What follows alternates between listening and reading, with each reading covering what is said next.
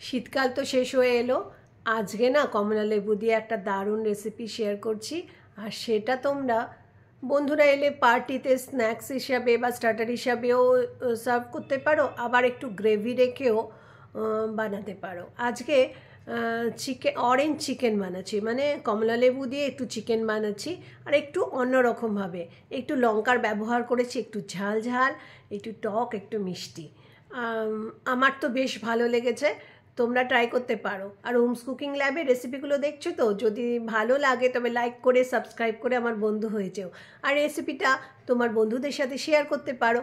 চলো দেখে নিই কী কী লাগছে। একটা বাটি নিয়ে নিয়েছি, অরেঞ্জ জেস্ট লাগবে হাফ চামচের একটু কম, আর দুটো কমলা লেবুর রস লাগবে, যে কোনো এর মধ্যে যেন কমলা লেবুর ছালটা না থাকে, মানে একদম প্লেন রসটা লাগবে। আর অরেঞ্জ জেস্টটাও থাকবে। আর এখানে 2 টেবিল স্পুন নিয়েছি কেচাপ, টমেটো কেচাপ। রসুন পাউডার দিয়েছি 1 টেবিল স্পুন, আর তোমরা না থাকলে এমনি রসুন বাটা দেবে। ভিনেগার দিয়েছি 1 চামচ, 4 চামচের। আর এখানে দিয়েছি দেখো 1 চামচ গোলমরিচের গুঁড়ো। শুকনো লঙ্কা গুঁড়ো দিয়েছি হাফ চামচ, এটা কম বেশি করতে পারো। আর দিয়েছি কর্নফ্লাওয়ার 2 টেবিল স্পুন, দরকার মতো বেশি কম করে নিতে পারো। তারপর এটাকে ভালো করে মিশিয়ে, যেন কোনো দানা না থাকে এমনভাবে মিশিয়ে আলাদা করে রেখেছি। বোনলেস চিকেন 250 গ্রাম নিয়েছি, আর সেটাগুলোকে ছোট ছোট করে টুকরো করে নিয়েছি। এর মধ্যে ভিনেগার হাফ চামচ মতো দিয়েছি, গোলমরিচের গুঁড়ো দিয়েছি, নুন দিয়েছি পরিমাণ মতো, আদা রসুন বাটা দিয়ে দিয়েছি 1 চামচ করে, আর কর্নফ্লাওয়ার পরিমাণ মতো দিয়ে একটা ডিম দিয়ে এটাকে ভালো করে মেখে একটা ব্যাটারের মতো করে, আর এর মধ্যে বেকিং পাউডার দিয়েছি 1/4 টিএসপি। এবার সবগুলো মেখে একটা ডিম দিয়ে ভালো করে মেখে ব্যাটার তৈরি করে এটা মিনিমাম আধ ঘন্টা রেখে দিতে হবে, যত বেশি রাখবে তত ভালো। তারপর সাদা তেলে এটা মিডিয়াম ফ্লেমে এটাকে ভেজে নিতে হবে ভালো করে, একটু সময় নিয়ে ভাজবে যেন ভেতরটা কাঁচা না থাকে। আর এরকম একটা লাল লঙ্কা, এই লাল লঙ্কাগুলো না ভীষণ সুন্দর একটা লঙ্কার গন্ধ হয়, আর দেখতেও রান্নার পরে খুব ভাল লাগে। এখানে শুকনো লঙ্কার ব্যবহার করেছি, 3টে শুকনো লঙ্কা সাদা তেলে দিয়েছি। তারপরে এই লাল লঙ্কাটা দিয়ে দিয়েছি, এর মধ্যে কাঁচা লঙ্কাও আমি 3-4টে যেরকম ঝাল পছন্দ করো সেই হিসাবে দিয়ে দিলাম। এরপরে যে মিশ্রণটা কমলা লেবুর বানিয়ে রেখেছিলাম সেটা দিয়ে দিলাম। কর্নফ্লাওয়ার দেওয়ার জন্য একটু ঠিক হয়ে গেল, এর মধ্যে দিয়ে দেবো অল্প জল, হাফ কাপ জল দিয়ে দেবো।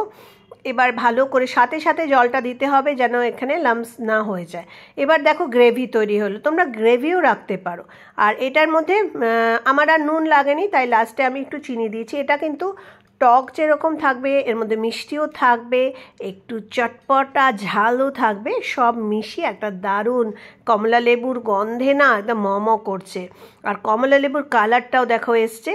আর এটা যদি তোমাদের কমলা লেবুর না থাকে তাহলে বাজারে যে কমলা লেবুর জুস পাওয়া যায় সেগুলো কিনেও, কোল্ড ড্রিঙ্কসগুলো পাওয়া যায় সেগুলো দিয়েও কিন্তু খুব ভালো হয়।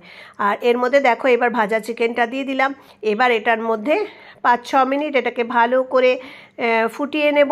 এটা যদি তোমরা শুকনো শুকনো চাও তাহলে শুকিয়ে নেবে, আর যদি একটু গ্রেভি রাখতে চাও তাহলে গ্রেভির মতো রাখো। কিন্তু কি বলবো, কমলা লেবুর গন্ধে না ঘরটা একদম মম করছে, আর খেতেও না অসাধারণ লাগবে।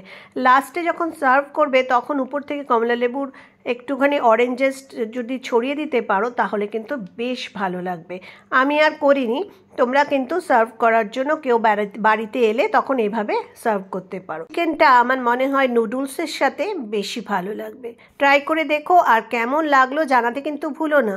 আর আমাকে সাপোর্ট করে দিও, আর প্রচুর প্রচুর শেয়ার করে দিও। সবাই ভালো থেকো।